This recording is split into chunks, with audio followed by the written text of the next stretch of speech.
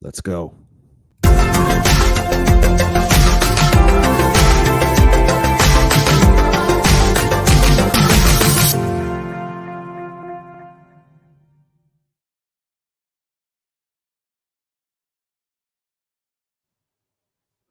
Good morning, good afternoon, and good evening, wherever you are. It's great to be back with you. I hope you are doing well. You can listen to me on Rumble and YouTube, and you can follow me on X. Please like, share, and subscribe because it does feed the AI algorithm. And lastly, please post your comments and questions below in the comment section. It would be great to hear from you. It's great to be back with you for this new episode. And let's jump right into it. From the AP, Americans have poor math skills. Of course, we've already seen this. And the title continues. It's a threat to U.S. standing in the global economy. Employers say, yeah, of course. Of course it is. Where are you going to get your scientists and mathematicians and engineers from? Right. So we've already seen in previous episodes. So far, I've covered Seattle, Portland, San Francisco, Los Angeles, Cambridge, Massachusetts, Evanston, Illinois. We've alluded to Minneapolis as well as having poor math education. Those are big cities, at least 400,000 people, except for Evanston. But obviously, that's going to affect a lot of kids and lack of access to math. So yeah, I'm not surprised. American kids have poor math skills, and that doesn't get into our culture as well. Our culture doesn't view math very highly. So anyway, let's get to it. This is from John Marcus of the Hetchinger Report, and this is from September 27th. So this article is a bit old, but it's still anything math related is still relevant. This is still relevant, obviously. It's only a couple months out. I imagine things haven't changed much in the past couple months for math education in the United States. This is out of Boston.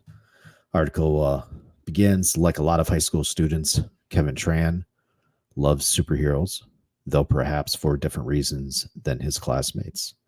The article quotes Tran here. They're all instantly smart. In their regular jobs, they're engineers, they're scientists. Yeah, Tony Stark comes to mind from the Avengers, said Tran 17. And for the quote here, and you can't do any of those things without math. Yeah, absolutely. Yeah, Kevin's spot on here. That's how I was with Star Trek. Right, you can't do any of that stuff without mathematics in Star Trek. Scotty couldn't do any of those things. Geordi couldn't do any of those things. Lieutenant Torres couldn't do any of those things. Chief O'Brien couldn't do any of those things. Commander Chip Tucker couldn't do any of those things. Did I hit everyone? I think I got everyone. Right, they couldn't do that stuff without mathematics. And they reference that too in the shows from time to time. So the article continues here. Tran also loves math. This summer, he studied calculus 5 hours a day. Good for him. Good for him. With other high schoolers in a program at Northeastern University. I mean, that's what kids should be doing there in the summer. Now, in addition to going out and playing and being active and stuff like that, yeah, absolutely. There's no reason why you can't fit that in 5 hours a day. I mean, I'm still putting in at least a couple hours a day of mathematics myself. That's not including my regular job, which I get to do some math at work. So yeah, keep honing your skills, Kevin. This is actually like the first good news I've had since I started from reading all these articles. So, article continues here, but Tran and his friends are not the norm. That's right. That's true. They're not. Many Americans joke about how bad they are at math. See, I've said this on a number of occasions. Math. They talk about, well, I'm not good at math. Oh, I'm not good at math. I hear that all the time.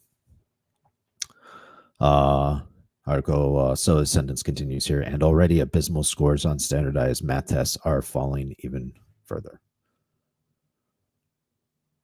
The nation needs people who are good at math, employers say. Yes. In the same way, motion picture mortals need superheroes. They say Americans' poor math performance isn't funny. No, it's not funny. It isn't. It's a threat to national, global economic competitiveness and national security. Yeah, that's right. That's absolutely correct. If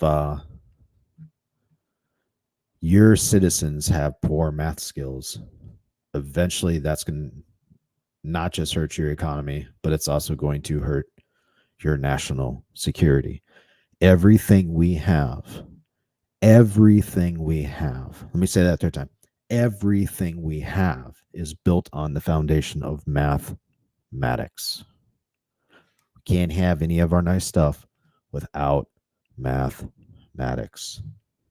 I'm gonna say this over and over and over again. I mean, obviously not in this video, but as we progress in videos and we start seeing, of course, we're seeing this pattern of Americans being bad at math and finding it funny. So let's continue the article here. The Education Reporting Collaborative, a coalition of 8 newsrooms, is documenting the math crisis facing schools and highlighting progress. I wonder if they're highlighting the fact that some cities, San Francisco, are actually taking the time to vote to see if their students should actually take algebra. That might have something to do with it.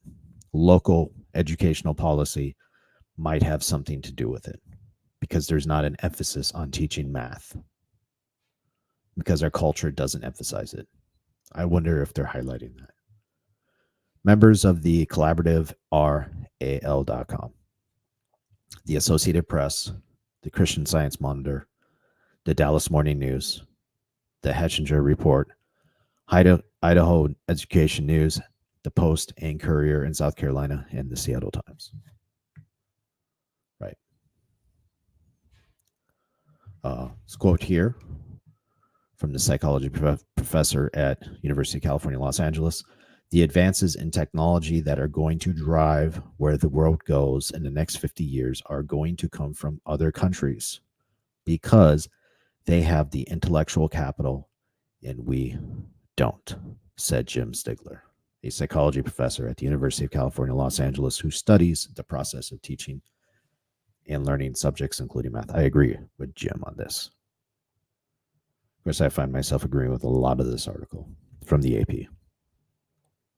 Yeah, if you look, the United States has the potential to have the most intellectual capital in the world. Nobody's even close because you're getting a mix of Native American, as in people who were born and raised here, and you're getting immigrants coming from a variety of different countries. So that should give you a leg up. If you have a educational system that emphasizes learning mathematics instead of trying to avoid mathematics or not understanding how important mathematics is. So the article continues here. The Defense Department has called for a major initiative to support education in science. That's good. Technology, engineering, and math, or STEM. Yeah, we hear that all the time. It says there are 8 times as many college graduates in these disciplines in China and 4 times as many engineers in Russia as in the United States. Now, when I first read this article, that probably just hit you like, wow, that's astonishing. Now, it could be the case. Now, just think about that. we're still ahead of them, but they're producing more STEM students than we are, right? By 4 times and 8 times as much.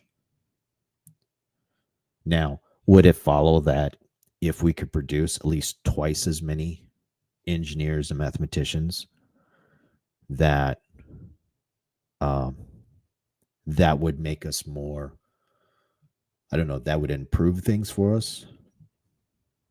I would think so. I mean, I think that's where this would go, right? It would definitely increase our intellectual capital. So you'd have a lot more people who understand these technologies, and then from there, who knows who knows what kind of businesses that would come from?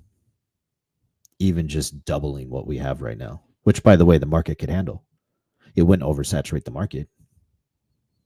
At least I don't think so. We should do that for a future, or rather, I should do that for a future episode. Look at those numbers to see where we're at. Take a deeper dive. So, article quotes here. This is not an educational question alone, said Josh Weiner, vice president of the Aspen Institute think tank.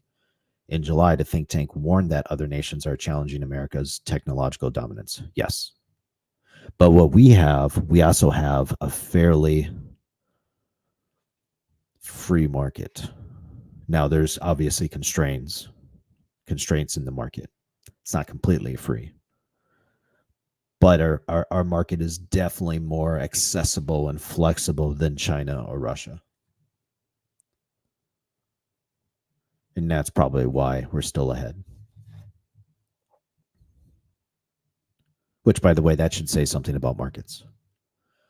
Article quotes here, we are no longer keeping pace with other countries, particularly China, the Aspen report says, calling this a dangerous failure and urging decision makers to make education a national security priority. Yeah, I agree with that. I'm surprised it's not. I am surprised it's not.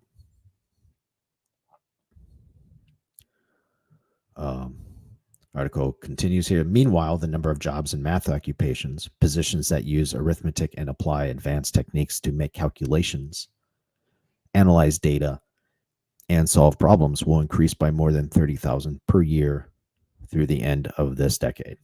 Bureau of Labor Statistics figures show. That's much faster than most other kinds of jobs. Yeah, because that's what the market demands. By the way, this doesn't include engineering jobs. I'm guessing this doesn't include engineering jobs. These are computational jobs. There's some computational stuff obviously going on in engineering. But we'd have to dive deeper into this and see what the numbers actually are. This quote here. Mathematics is becoming more and more part of almost every career. Yes, said Michael Allen, who chairs the math department at Tennessee Technological University. Yes. And that's because data is becoming more common and accessible and more necessary in the marketplace. You have entire departments now of data scientists sitting around analyzing the data of companies. And as companies increase their capital, they'll be able to move some of that capital into creating data science departments.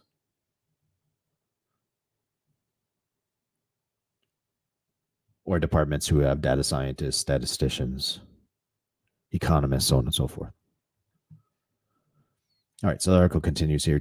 Tennessee Tech runs a summer camp teaching cybersecurity, which requires math. Yes, it does. To high school students. That light bulb goes off and they say, that's what I need to know. That's why I need to know that, Allen said. Computer-related jobs ranging from software development to semiconductor production require math too. Yes, they do. Read the Software Engineering Book of Knowledge. It goes over all the math you need for software engineers. Analysts say those fields have or will develop labor shortages. Probably already there. But most American students aren't prepared for those jobs. No, they are not. In the most recent, of course, we've seen that in Seattle, Chicago. Yeah, where's my list?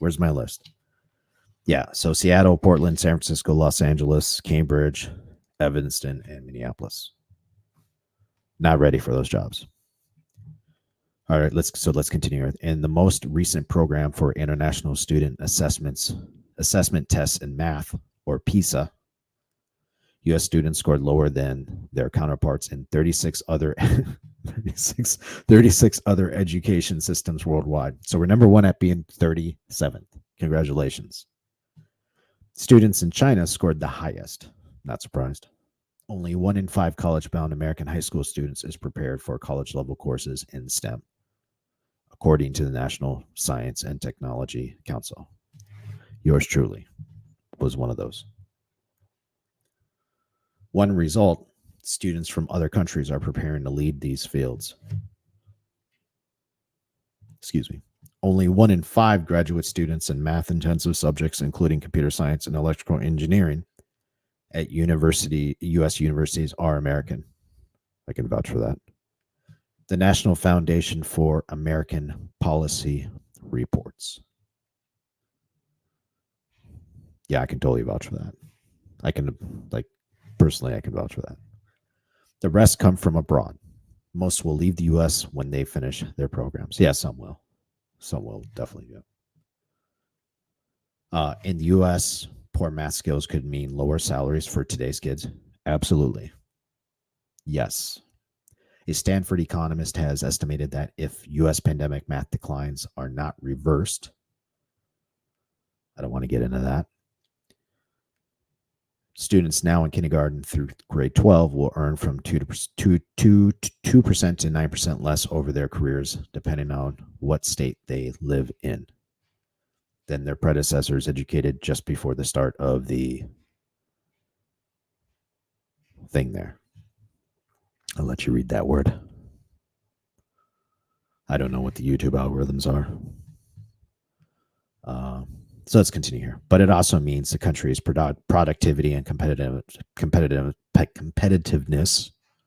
could slide. And it already probably is.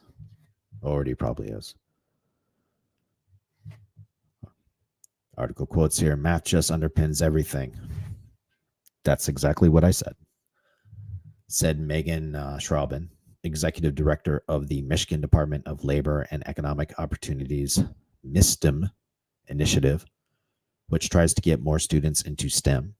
It's extremely important for the future prosperity of our students and communities, but also our entire state and the country. But our schools are not structured for that right now. Our schools are not structured for mathematical success. There's not an emphasis there. The people who are currently teaching at these institutions don't understand the importance of it. They really don't. I mean, probably maybe at some schools, but I would argue the vast majority of them absolutely not. In Massachusetts, employers are anticipating a shortage over the next 5 years of 11,000 workers in the life sciences alone. Yes. It's not a small problem, said Edward Lambert Jr., executive director of the Massachusetts Business Alliance for Education. They quote him here. We're just not starting students, particularly students. Oh, here we go. Students of color and from lower resource families on career paths related to math and computer science, and those things in which we need to stay competitive, or starting them early enough. Edward is a loser. Edward is also a bigot. The sentence should say, we are not starting American students, period.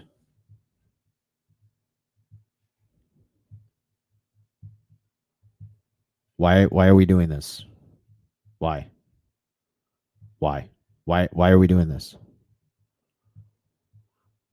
Edward? Why are you being like that, Edward? All right, so let's continue. I suspect Edward won't ever respond to me. All right, so the Bridge to Calculus program at Northeastern, where Kevin Tran spent his summer, is one response to that. Boy, I hope it's not one of those programs. The 113 participating students were paid $15. Really? $15 an hour.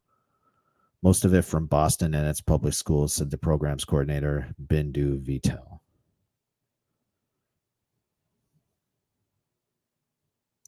All right, I'm I don't know what to say about that. The university provided this classroom space and some of the teachers. So the question is, would they learn without having to be paid $15 an hour? Would they do it anyway? Isn't that a part of the process? You have to suffer through it. It's not easy. Builds character. It's easy to build character when you're getting paid for it. It's easier to do something when you're getting paid for it. So the article continues here. The students' days began at 7:30 a.m. Should start at 4. When teacher Jeremy Holland had them run exercises in their heads. Bada bing, Holland said whenever they were right. So the article goes on here. I'm going to post the rest of it for you. Well, I'll post this article for you down below the video so you can read the rest of it. And well, I'll get into the data for some of this soon. Article started off pretty well for me, I think, but once it starts getting into racialism and things like that, then it's kind of disappointing. They're still treating Americans differently. I mean, it kind of just never ends. It's a very archaic way of viewing the world, judging people by the color of their skin. Edward. But that's all I got for this episode. Have a great day, and I will see you in the next episode. Goodbye for now.